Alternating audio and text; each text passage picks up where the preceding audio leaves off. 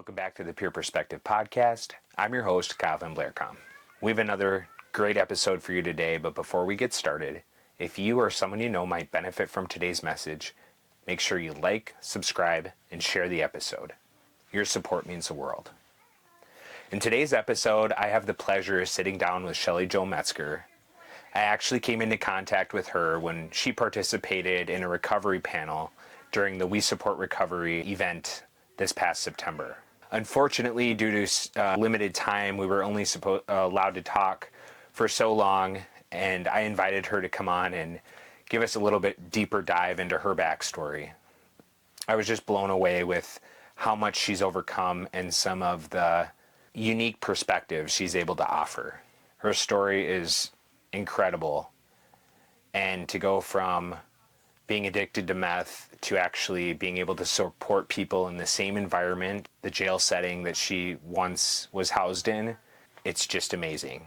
I'll let her tell her story, so without further ado, here's Sheli. So, my name is Sheli Jo Metzger. I'll tell you my age. I'm 62, and I was actually born here in Menominee. I lived here probably not a whole year, and then I moved with my family to the Milwaukee area to a little town called Cedarburg. And if anybody's been there, it's a pretty cool town. It's kind of eclectic, kind of like this place is. Yeah. The whole town, literally, is like this. I went to a Lutheran parochial school, and then moved to Elmwood and went to an outside school at Downsville for my first year, and then I went to Elmwood until I graduated from high school. I can say during those years I lived with a father that was an alcoholic, so I think it had some introduction to my drinking. I do think that there was a lot of things I learned from that relationship because he basically allowed me to manipulate him because of him wanting to drink, which allowed me to do the things that I wanted to do because I did things for him. Oh, sure. Yeah.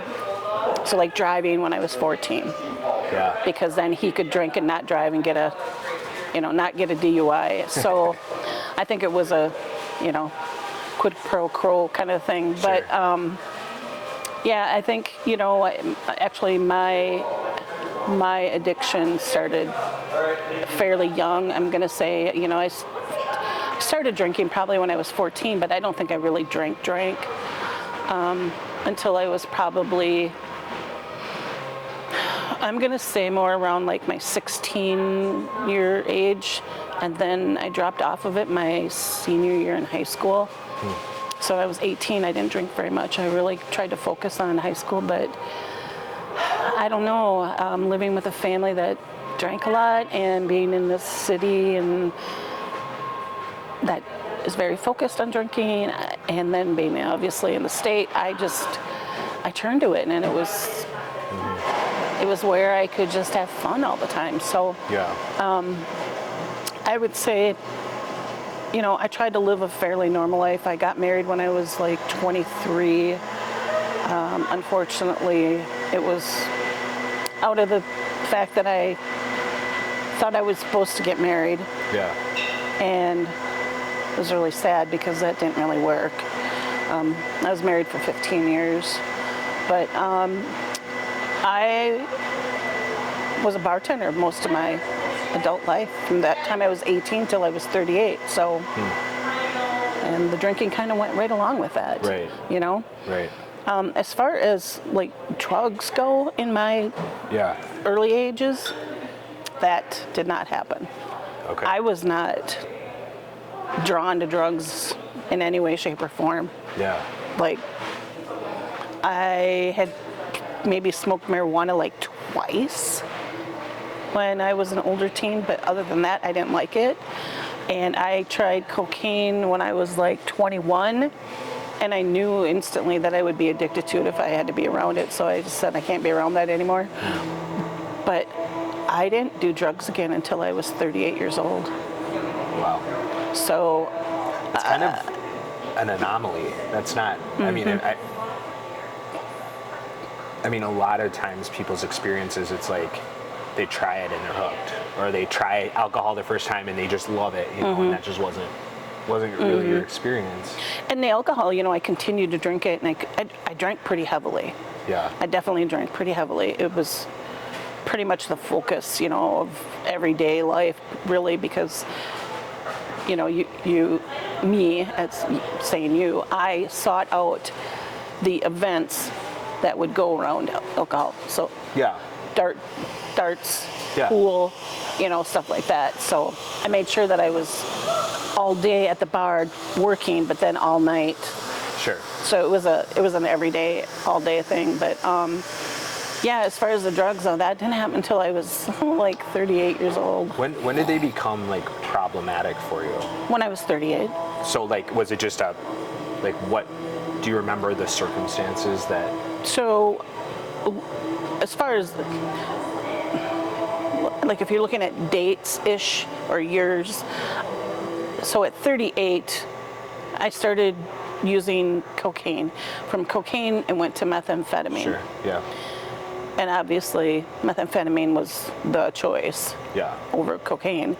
But within a year and a half, I was already being arrested. Yeah. Doesn't take long with meth, does and it was, I was arrested 3 times in a 4-month period. Wow. For a total of 9 felony charges. Yeah. And it still wasn't hitting me that I had a problem. Had you ever had like a criminal record before that? None. Wow. I didn't have anything. Like running a stop sign. You know, I had a speeding ticket back when I was like in my early 20s, and that's it. Yeah. I literally worked with the Dunn County Sheriff's Office, the MPD, the Menominee Police Department.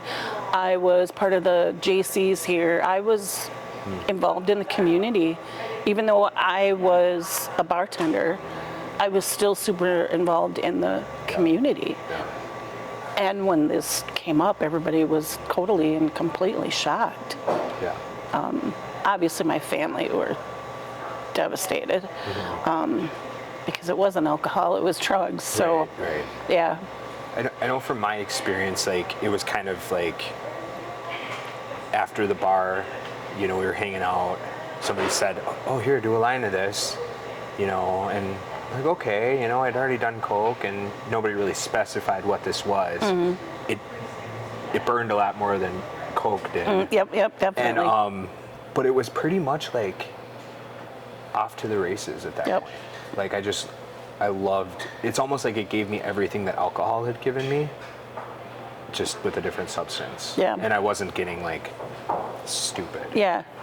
And hurt, you know, like from running into things or falling over, or and then being hung over the next day. There wasn't any of that stuff associated with it. So I also did not have that either. I just think, like, yeah, for me it was just such a quick thing, and so yeah, it's interesting to hear kind of other people's experience with that, you know, and I say that because I feel like there's such a stigma, I think, with drug use, you know, but it was like one bad decision for me that led to like 10 years of my life, you know, and it sounds like you can kind of relate to that. You know, I mean, I can say, you know, because of my heavy drinking, that took a toll on, you know, my marriage, and my marriage was failing, and so we separated, but I had already found somebody, you know, because I basically took a walk on the wild side I didn't have that gray space in between,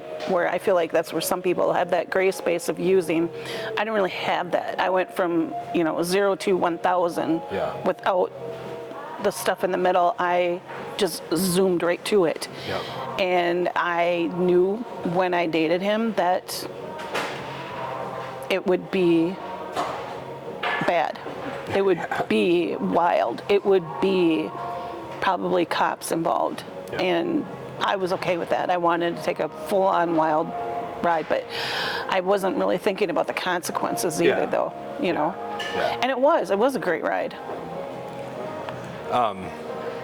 So, I mean, you mentioned a few of the hard or difficult times during that period, getting arrested, you know, your marriage ending. Can you talk a little bit about the turning point, or what led you to seek out help or Sure. change? So during my using, I obviously didn't have a problem. When I got arrested the first time, I didn't have a problem. And of course, this is arrest in 4 months. Yeah. So, 9 felonies in 4 months is those 3 times I got arrested is a lot. I still didn't see it as an issue. Just wrong place, wrong time. I can say though the second time that I was in jail and being held in the pre-booking area with a sign on the door that said DEA only or Drug Task Force Team only, I didn't know that until I got out, until somebody had told me about that. And then I kind of went, wow, that's pretty serious. It still didn't hit me. Yeah. I was like, yeah, that's pretty serious. But in the drug world and all the people you hang out with, every time you go to jail, it's a notch in your belt. Sure. It's an attaboy. Yeah. It's a wow, you're doing what you're supposed to be doing if you're going to be our drug dealer's old lady. I had no problem with that. Third time I got arrested was because I did not go to my PO's office after being sentenced, and came and picked me up, and I was high, really, really high, and took me to jail, and I didn't get out. But I was also given an opportunity while I was in jail.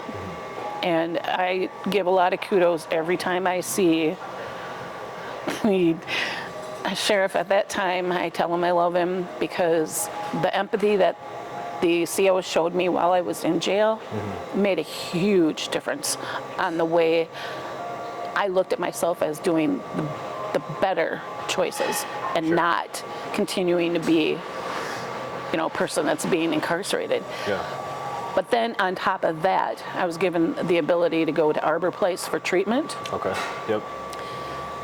That was really hard though in the beginning, because in the beginning it was I left the block and had to go out into the waiting room and go to my little locker out there and get my stuff to go to Arbor, and I would get my treatment hat on, but I would take off the hat that was I'm an inmate, or Sure. a what's the word I'm looking for? A drug addict or criminal thinking hat. That's what I'm looking for. Sure. So I would take off my criminal thinking hat, and I would put on my I'm going to be in recovery hat because I'm going to treatment. Sure. So it's just kind of like two different people. Yeah. So then I would leave for the 8-hour day, and I would come back and be in the waiting room waiting to get back in, and then I would have to switch hats, right? Because if you go back into your cell, you can't be. You're in survival mode. Yeah.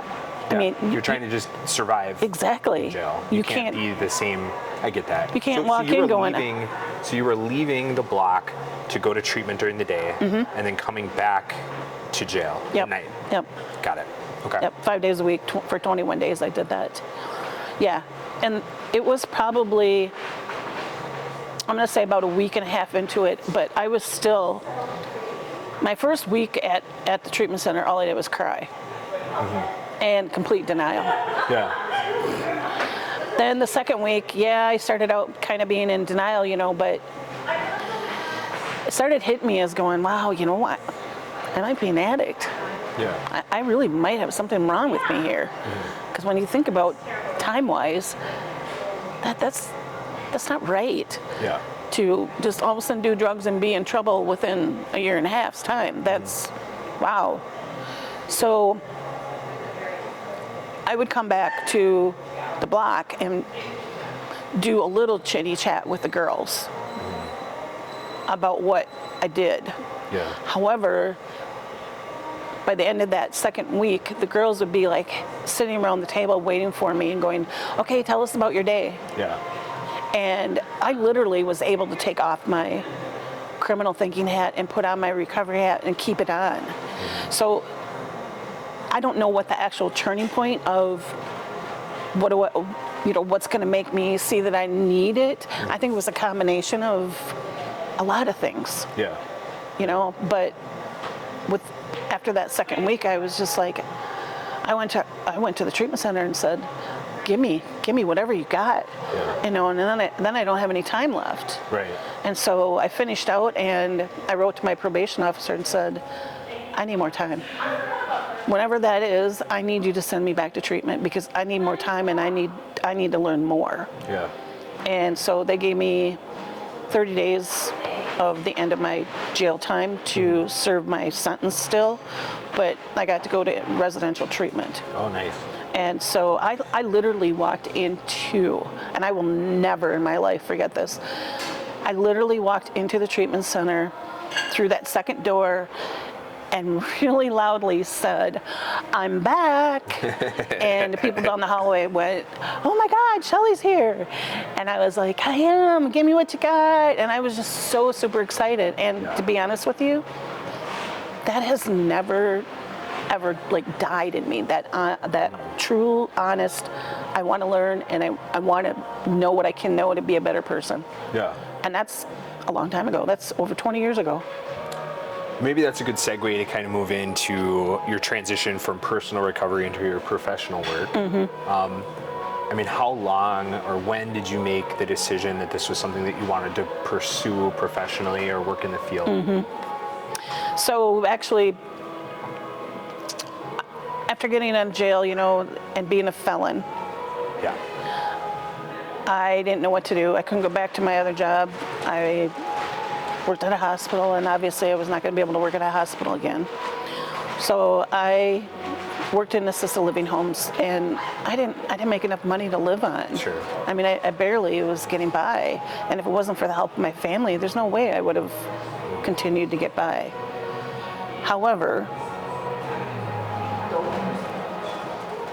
that was kind of a catalyst to say I need to do something more. And I said, what am I going to do? Yeah. I want to be an RN. Okay, well, where am I going to work? Right. I'm a felon. Yeah. Nobody's going to hire me. We didn't have those little clinics and stuff that I probably could have worked at. So I said, well, let's try this AODA thing. Yeah. Yeah. And I even remember saying, I don't want to put other people's poo on my plate. And I said, well, we'll figure it out. Sure. If it is too much, then I won't continue it. I'll switch to something else. Yeah. And I had already been to school once before for medical office specialists, but that wasn't going to do me any good. Yeah. Even when I was incarcerated in Huber, I couldn't get a job. Right. I was either overqualified or they knew my name because of the drug use. So, it was hard to think of how am I going to become employable. Yeah. So I did go to school to be an AODA counselor out of survival, again, because almost everything has been all about that survival. And it was the best decision, really, I ever made. Yeah. I mean, you can preach and preach and preach that your work and your life are two separate things, right? My life is my work, but my work is my life. Sure. So you bring up kind of an interesting topic though, and how do you manage those boundaries and keeping yourself from getting consumed with your work, or how do you practice self-care when things the balance. Yeah. I think it can be hard. Sure. But I have to say, and I've been like this since the beginning, I don't mean to make it sound like I'm an uncaring person. Sure. But the people in my job are the people in my job. Yep. They're not the people in my life. Yep. And I literally have been like that since I started. Yep. So when I worked in Hudson, and that was the beginning of my career, people died. People that had been to the treatment center died, either from overdose or suicide. and I'm not saying, like I said, that I don't care, but I did what I had to do Yep. to help them, and that was their choice to take it and use it, Right. or whatever, and they chose the whatever. And it's not that I don't feel bad, but Yeah. that's not my choice. Then the other thing is do I have to think about this 24/7? No, I don't. Right. So do I leave work thinking about them? Sure, a little bit, but for the most part, no. Yeah. Yeah. And it's been like that ever since I started. And I don't know, maybe it's because I did work in the medical field Sure. that I was able to put up that good wall or the good Yeah. boundary between work and life and not take it home with me, But I can say working in Hudson and living in Menominee, that probably was a really good choice because I actually had that distance. Sure. And I was able to drive and use it as my time to go, oh, do I have to do anything with Bob tomorrow? Nope. Okay, do I got anything to do with Jill tomorrow? Nope. Do I have anything to do with Ann tomorrow? Nope. And just get rid of them before I got home. So I think the drive time was awesome. Yeah. I think that was my coping skill in the beginning. Huge.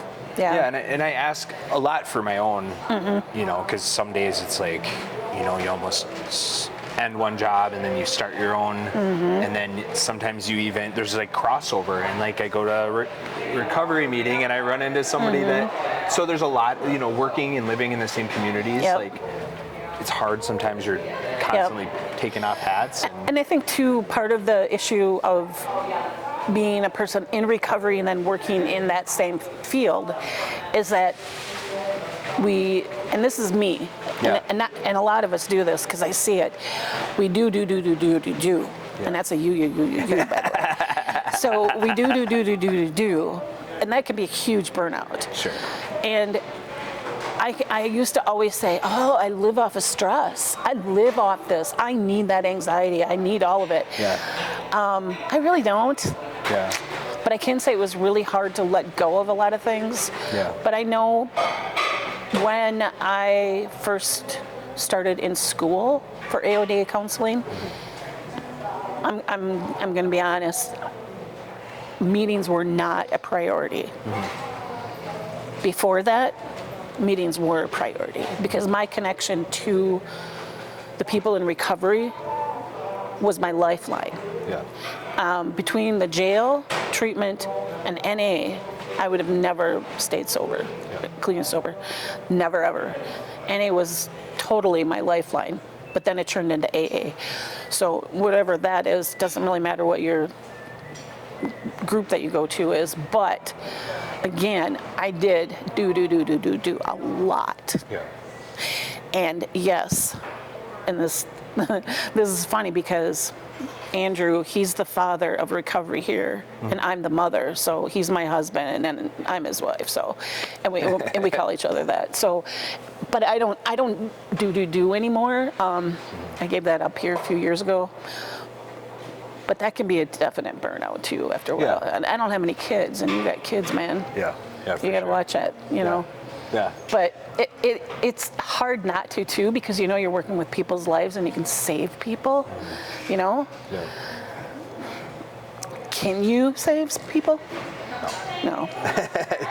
Nope. People only can save themselves. Just planting seeds, yes, right? Exactly.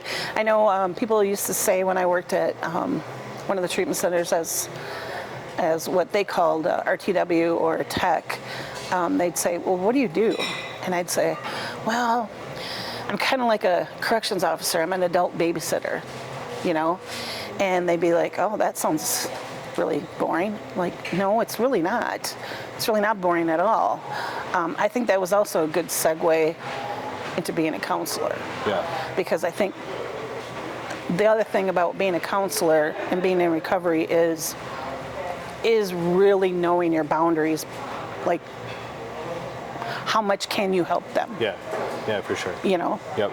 Because I think in the beginning of recovery, we're so easily swayed into, oh, recovery's awesome, I'll help you, and that's like with everybody, like, I'll help you, here, you need money, do you need food, do you need a ride, and we do that in the beginning, and that's a really good way to burn out. I did it for a little bit, but I got burnt a couple times, so it was kind of like that eye opener, which is good. I'm okay with that. I don't have a problem with that, but it is a slippery slope when we're in recovery, working in the field.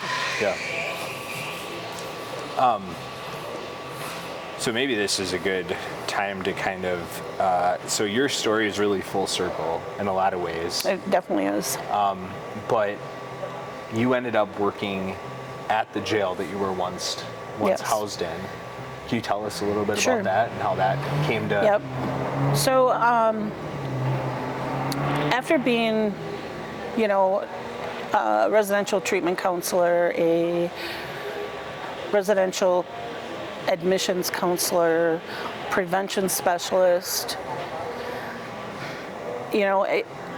where else can you go? I kept thinking, I've given back to the treatment center that I went to, and I was very grateful to be able to do that because it helped me feel like, it was I'm giving back to you because you gave to me, and it wasn't a monetary thing. It was more of you gave me a sense of peace because they did. And then I kept thinking, how do I give back to the jail? Well, I definitely can't give back to the jail because I'm a convicted felon and I can't work there. Right. But being a person in recovery and being, super well known in the city that I'm in or the county that I'm in, I applied for a pardon and I got the pardon for the state of Wisconsin. Yeah. I did it.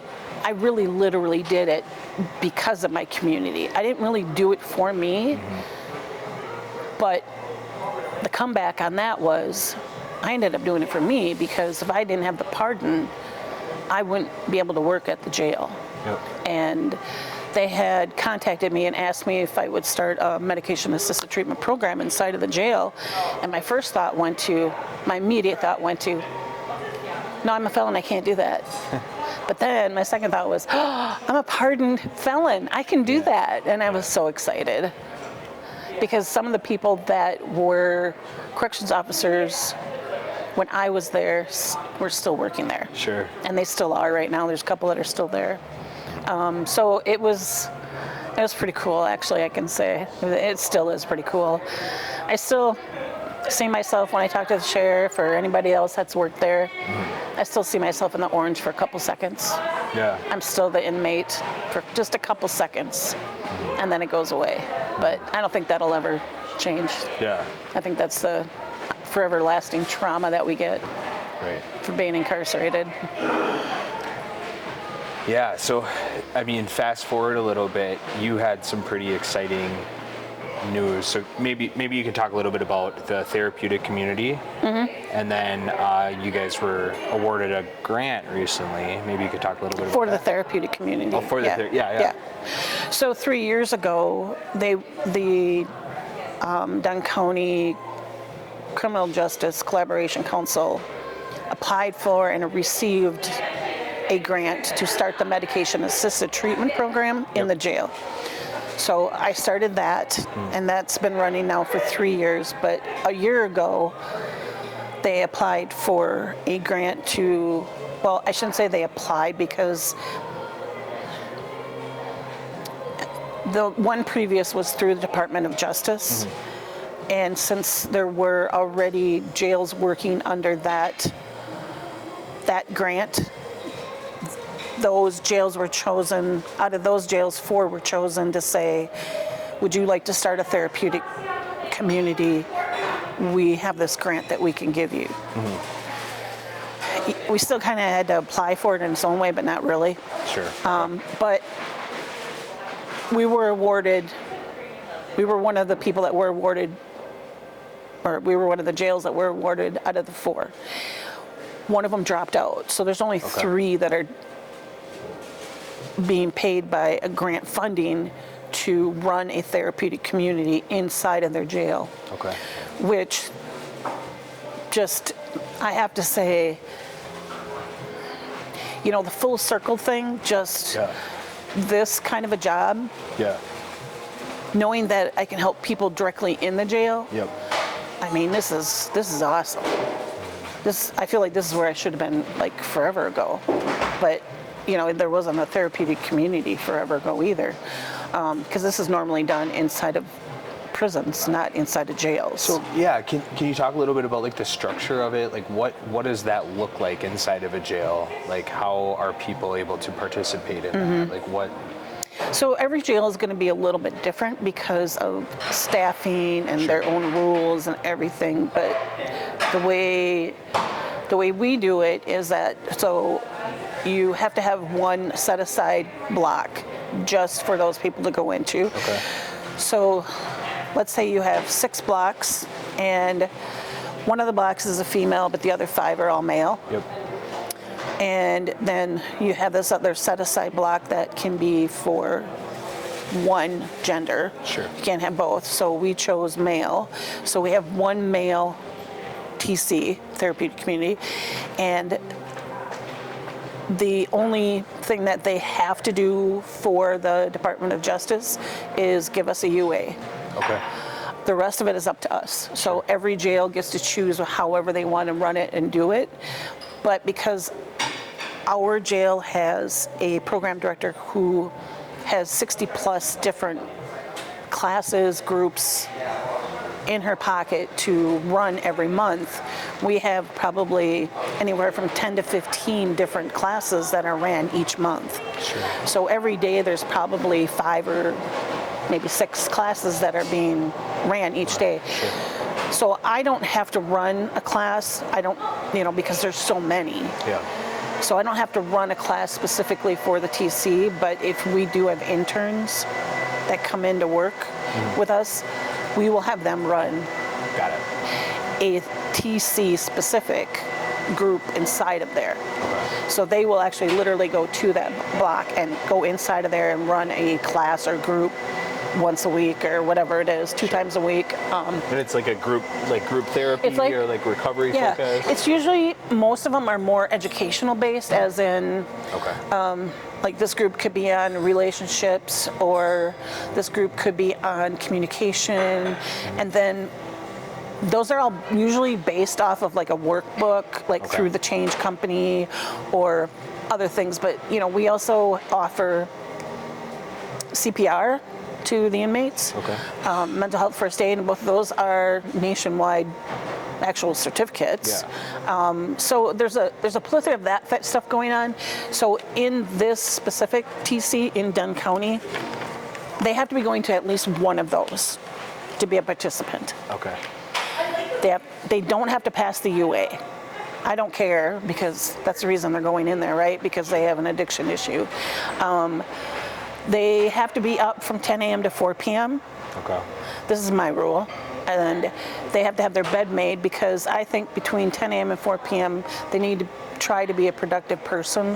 Whatever that productive is, it could be reading, it could be playing a game, it could be going to classes, it can be everything and anything, but you just can't be laying in your bed sleeping. Sure. You have to be doing something.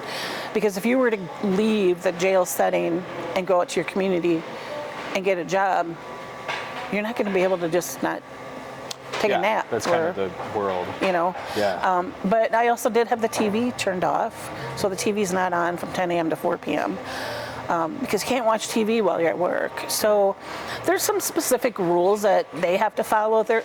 And I will say, quote unquote, per the sheriff, that they are held at a higher standard than the rest of the inmates. What are like the... What would motivate someone to want to do this program? So I can say, like for me, having been in jail and thinking, wow, I went to treatment, I didn't get very much treatment because I blew it away. Yeah. But then I wanted treatment, and I really want to be in a recovery setting, but every time I go back to my block, I need to put back on that criminal thinking hat. Yep. This would have been, like, cool for me to be in. Yeah. So basically, anybody that wants to really be in recovery, because when you are in your blocks and you're surrounded by, anywhere from 10 to whatever peoples, all they're doing is talking about using. Right. And you don't want to talk about that, and you don't want to hear that. You want to actually say, I want to leave here and not go back to using. Yeah. This is your opportunity to feel like you can go somewhere and actually work on your recovery. Right. They kind of do have to prove it a little bit before they get in there, because they have to write on one sheet of paper why they want to come into the community. Yep. And what they're going to give back to the community when Sure. they get in there. So I'm not going to disqualify them for whatever they write, but I still need to know their motivation behind it. Sure. Because most people are going to be like, well, this is going to help me get out of whatever they're there for, whatever charge it is. Right. No, it's really not. Yeah. It might help you not get such awful consequences, maybe, but it's not going to... Or be surrounded by people that are maybe,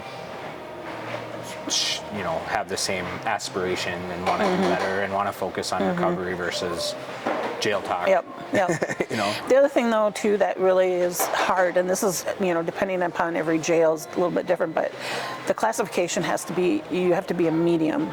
Okay. So you can't be a low, because then you're going to be going in with mediums, which means Sure. criminal thinking is higher. So it would be a no on the lows, and definite on the highs is a no, because they're usually more into the sex offenses and the violent behaviors, so Sure. they're a no. So there's other little things here and there, but motivation to be in recovery is basically the reason why they would be in there. I know the last time that we talked, you had kind of you had shared just about how your own beliefs have maybe changed or shifted over the years relating to medications and different treatment modalities. Yeah. Can you talk a little bit about that and how you're... So being in recovery and going to NAAA meetings, pretty much the norm, even through the treatment centers, is complete abstinence. And I do believe in it. I still think complete abstinence is good. However, I also think that medication-assisted treatment works.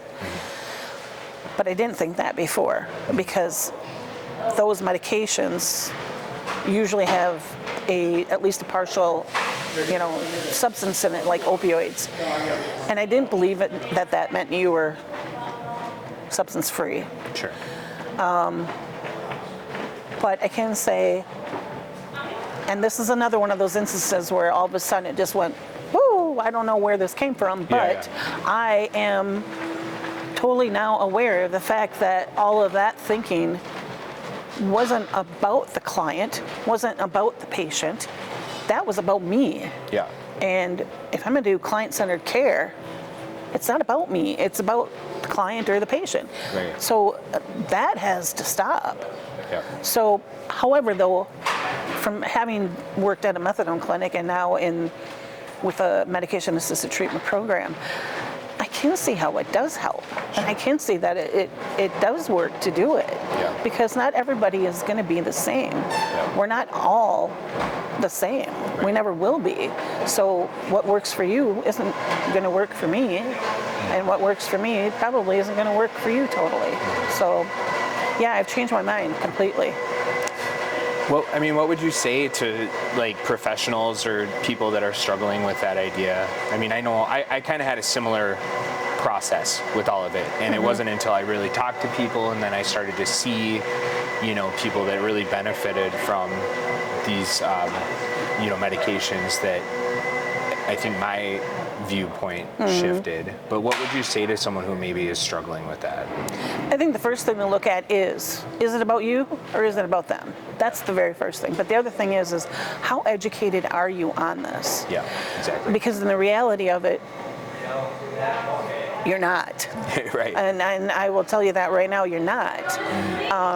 Because I've had people come up to try to tell me things about the medications, and the things that they're saying is not true. Yeah. You need to be educated before you make a decision, and again, it's not about you.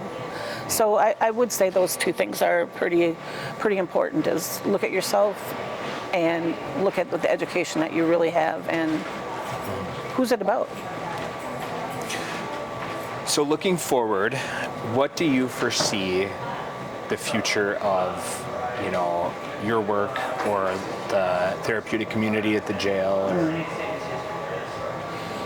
Oh, futuristic wise, well, I can tell you what I hope for. Yeah. I hope I stay there until I retire. So we'll see. You know, I have a lot of support when it comes to this through the sheriff, through the Criminal Justice Collaboration Council. I mean, you know, even when you look at the outside recovery entities that we have here, everybody's very supportive of this. Yeah. I don't think that everybody understands it, but hopefully they will eventually. Yeah. And excuse me, hopefully, you know, down the road they will see the change that both of these programs can have. Yep. So as far as futuristic wise, right now the medication assisted treatment program, that's sustaining without me actually having to really hit the ground hard on that anymore. Sure. Do I hope that that's what happens with the TC? I do. You know, I'm still plugging away and still pushing away on that one, but I think that eventually it's going to be a norm. Yeah. I really feel as though it's going to be a norm. Yep. I think it's going to be hard for a lot of jails to be able to do it because of staffing, but I still think it's going to be a norm. Yep.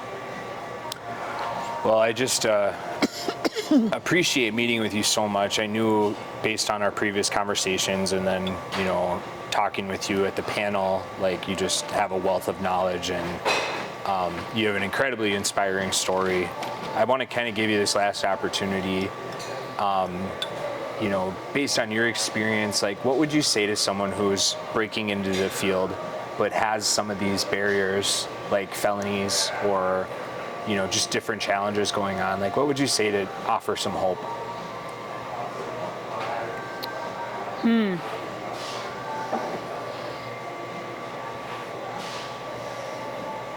Boy, there's a lot of things I could say. It's going to be very individualized, though. I think that, you know, I mean, I could say all the cliches like, if I can do this, you can do this. Sure, yeah. You know, that doesn't fit you know, that doesn't fit everything. Yeah. I think that, you know, I think first of all, my question would probably be, are you passionate enough about it to continue to do it? Because it is a hard job. Yeah. It is not a job for everybody. First of all, working with people is a hard job, period. Yeah. Then when you start getting into the psyche part of it, it can be very draining. Yeah. And again, it does come to boundaries, like you said. But the thing is it's a life learning process in this field. Yeah. And if you don't continue learning from everybody and everything around you, you're going to crash and burn because it's continuous. Yeah. And if you don't want to continue to, you know, go to school and go to groups and go to conferences. Challenge your beliefs a little bit. Yeah. Definitely. Yeah. You know, I mean, it's a lot of work. Yeah. Is it worth it? I think it's totally worth it. Yeah. You know, if somebody would have told me this 20-some years ago, I probably wouldn't have believed them. But I can say, I do remember when I was in the treatment setting for my 30 days of residential treatment, I do remember one of their RTW techs saying to me, "Are you going to come back here and work?" And I was like, "What?" I'm like, yeah, you know that can't happen right away, right? And they're like, "Yeah, but I think you'd be really good at this." And I'm like, I don't know. I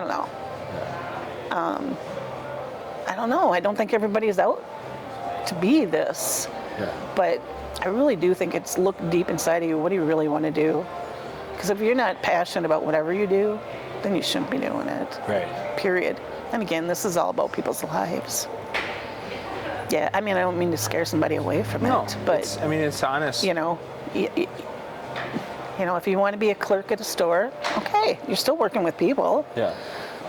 But you don't have to take on all the responsibilities. Right.